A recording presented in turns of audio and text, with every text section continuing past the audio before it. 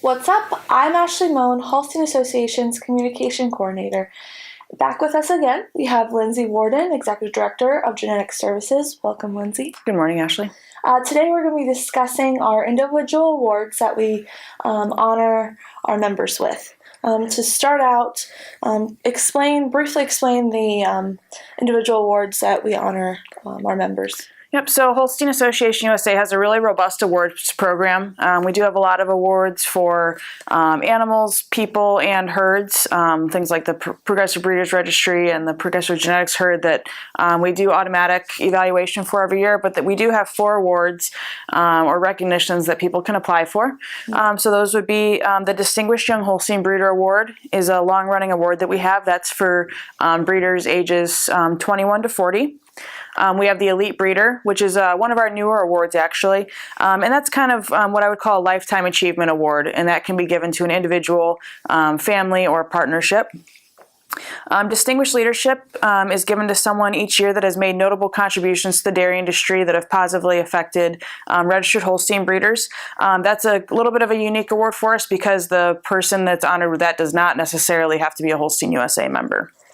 And the final recognition is the Robert Rumler MBA Scholarship. That's a really nice award. It's a $3,000 scholarship that is open to a student that did their undergraduate work in agriculture, preferably dairy, and is now going on to pursue their master's in business administration. So that's a wide range of recognition to the dedication that our members put into the Holstein breed. Absolutely. And so this year we updated the Distinguished Young Holstein Breeder Award.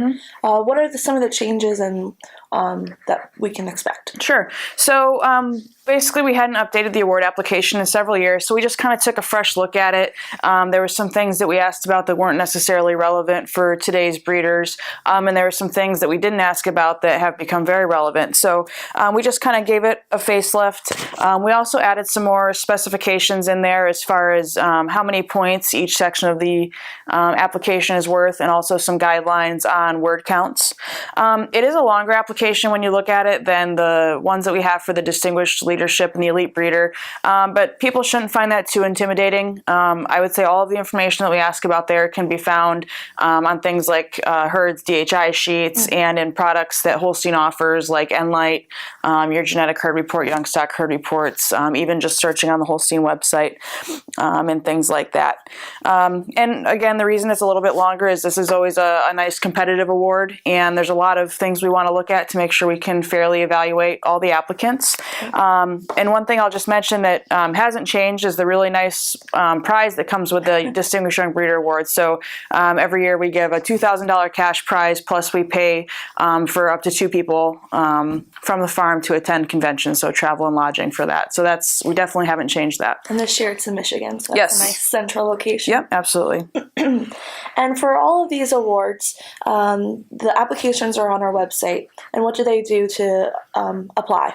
Yep, it's real simple. Like you said, they can be downloaded from HolsteinUSA.com. Just click on the awards button, and then there's a tab for individuals.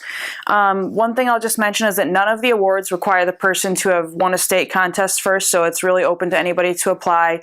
There's no limit on the number of people that can apply from one state, so people don't need to worry about that.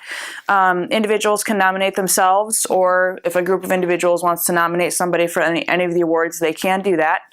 And from there, I just recommend people to read all the requirements for the applications carefully, especially for the young breeders, since some things have changed, to make sure that you've got all your I's dotted and T's crossed. And then they just need to be sent into Holstein by the deadline. Perfect.